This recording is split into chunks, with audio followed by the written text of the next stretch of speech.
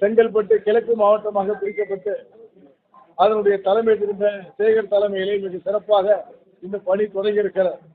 இதனுடைய நோக்கம் சாமானிய வணிகர்களை பாதுகாப்பதற்கு தீபாவளி பண்டிகையை முன்னிட்டு ஆன்லைன் வர்த்தகம் கொடிகட்டி பறந்து கொண்டிருக்கிறது. உள்நாட்டு வணிகர்களை உள்ளூர் வணிகர்களை நம் மக்கள் பாதுகாக்கப்பட வேண்டும் என்ற கோரிக்கையோடு மாண்புமிகு தமிழ்நாடு முதலமைச்சர் அவர்களுக்கு இன்று தாம்பரம் மேம்பாலம் மறு சீராய்வு செய்து விரைவாக அந்த பணியினை நிறைவேற்றி தரப்பட வேண்டும் என்ற கோரிக்கையை நிறைவேற்றுகிறோம்.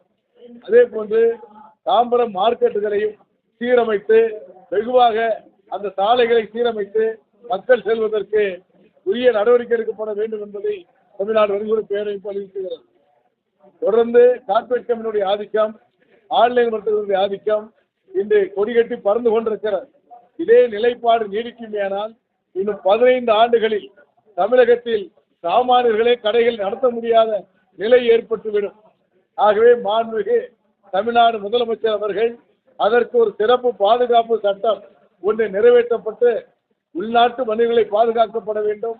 உள்நாட்டு வணிகர்களை பாதுகாத்து உள்நாட்டு வணிகத்தை பாதுகாத்து நம்முடைய தேசத்தினுடைய பொருளாதாரத்தை பாதுகாப்பதற்கும் மாநிலத்தினுடைய பொருளாதாரத்தை பாதுகாப்பதற்கும் உள்ளூர் வணிகர்களை கட்டாயமாக பாதுகாக்கப்பட வேண்டும் என்பதை தமிழ்நாடு வணிகர்கள் பேரை வலியுறுத்துகிறது.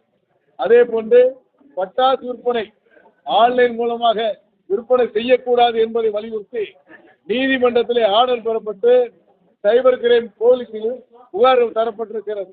அதையும் தாண்டி ஆன்லைனில் பட்டாசு வியாபாரம் மிக ஜோராக நடைபெறுவதாக தகவல் வருகிறது.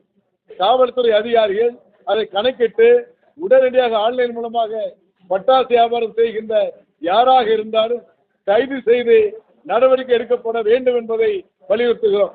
அதே போன்று பண்டிகை காலங்களில் இரவு நேரங்களில் எத்தனை மணியானாலும் கடைகள் திறந்து வியாபாரம் செய்வதற்கு காவல்துறை அதிகாரிகள் உரிய பாதுகாப்பு தரப்பட வேண்டும். 10 மணி 11 மணி கடை பூட்டுகள் என்ற வாசகம் இருக்கக்கூடாது என்பதை தமிழ்நாடு வணிகர் பேரமைப்பு வலியுறுத்துகிறது.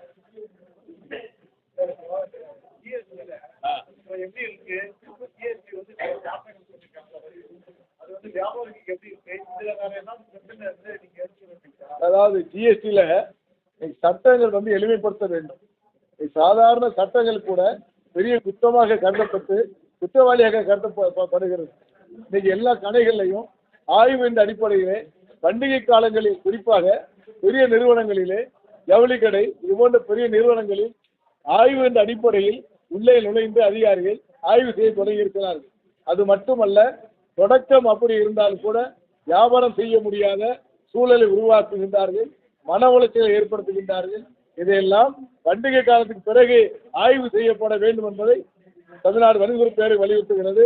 இதையும் மீறி தமிழகத்திலே வணிக வரித்துறை அதிகாரிகள் ஆய்வு என்ற பெயரிலே கடை உள்ளே நுழைந்து சோதனை என்ற பெயரிலே வியாபாரிகள் கொள்ளை தருவார்கள். ஆனால் அதை புகாராக மாண்புமிகு முதலமைச்சரிடத்திலே புகார் தரப்படும் என்பதை எச்சரிக்கை உணர்வோடு பதிவு செய்து கொள்கிறேன்.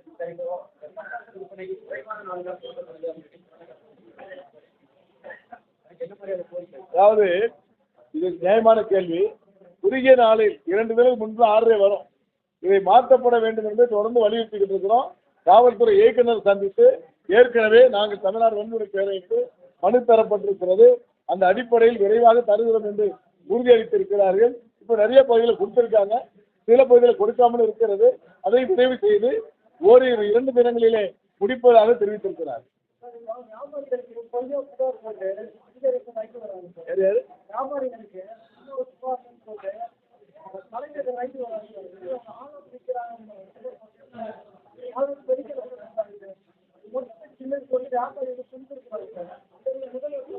உண்மையிலே தனிநபர்கள் மொட்டை பெட்டிஷன் போடுறது, சமுதாயத்தை சொன்னாங்கன்னு சொல்லி அந்த சமுதாய அடிப்படையில் வழக்கு பதிவு செய்வது, அது திட்டமிட்டு சில இடங்களில் செயல்படுத்தப்படுகிறது.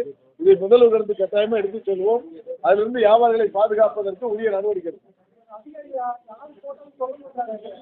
அதிகாரிகள் அவர்களுக்கு தெரியும் யார் போடுவாங்கன்னு சொல்லி பெட்டிஷன் போடுறதுக்கே ஒரு சிலர் இருப்பாங்க. சில அதிகாரிகளும் அதுக்கு உடனடியாக இருப்பாங்க. அதையெல்லாம் தோல் உறுத்தி காட்டுவதற்கு நாங்கள் தெளிவாக தைரியமாக இருக்கோம். நன்றி.